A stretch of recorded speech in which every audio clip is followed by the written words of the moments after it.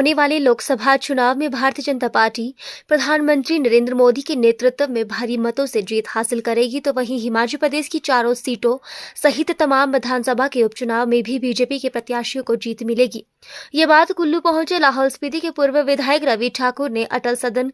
के सभागार में बीजेपी के द्वारा आयोजित लाहौल स्पीति कार्यकर्ताओं की बैठक के दौरान कही। उन्होंने कहा कि हिमाचल के हित को देखते हुए उन्होंने राज्यसभा के चुनाव में क्रॉस वोटिंग की थी, क्योंकि प्रत्याशी हिमाचल से संबंध रखते थे और हिमाचल के हित को देखते हुए उन्होंने इस तरह का कदम उठाया था। लेकिन प्रदेश और लाहौल स्पीति के हित में उनके द्वारा लिए गए फैसले को कांग्रेस सरकार ने असंवैधानिक तरीके से उठाया और उनकी विधानसभा सदस्यता को रद्द कर दिया गया,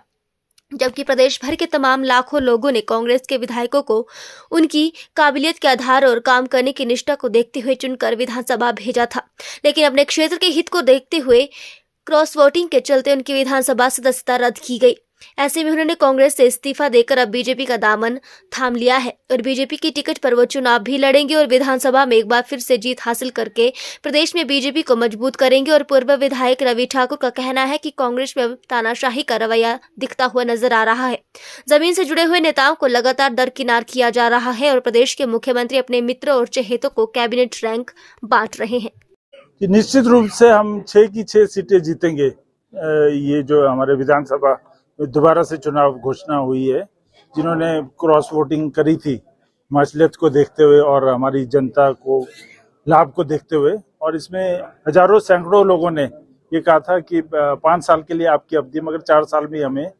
अनसीट कर दिया गया। तो हमारी निश्चित रूप से जीत होगी और पूरे भारतवर्ष के अंदर जो हमारे माननीय मोदी जी की लहर है, जो हमारे कार्यक्रम है और जो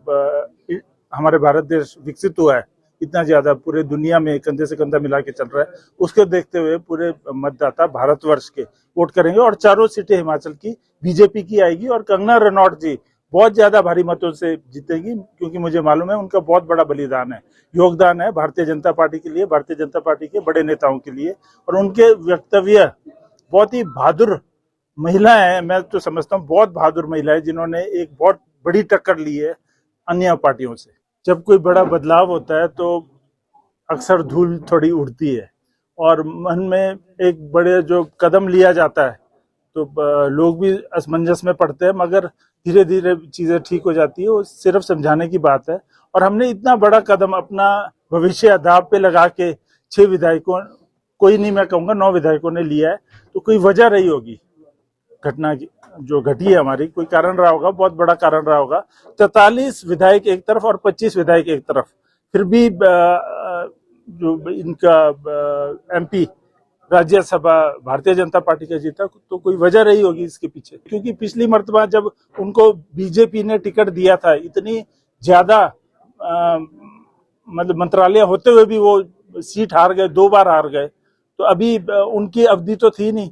अभी मेरे भी 4 वर्ष बचे थे, इस कारण मुझे टिकट दिया गया। तो अब मैं भी भारतीय जनता पार्टी में हूं, तो कंधे से कंधा मिला के चलना चाहिए। चंपा छेरिंग जी हमारे सबसे पुराने बीजेपी के सदस्य है, उनका पूरा समर्थन है मुझे, तो इसी तरह से करना चाहिए, मेरा अपना विचार ये भारतीय जनता पार्टी के शीर्ष नेता देखेंगे कि जो आरोप उन्होंने लगाए हैं कि भारतीय जनता पार्टी ने 50-50 करोड़ दिए हैं, या भारतीय जनता पार्टी ने भ्रष्टाचारियों को टिकट दिए हैं, या मैंने कांग्रेस से अब चुनाव लड़ना है, तो इस पे निर्णय हमारा भारतीय जनता पार्टी के जो शीर्ष नेता है वो देखेंगे। और इनका डिसिप्लिनरी होगा, वो यूनिट होगा आपका, कोई बने होंगे अध्यक्ष आपके डिसिप्लिनरी उसके, तो वो देखेंगे, अनुशासन समिति वो तय करेगी।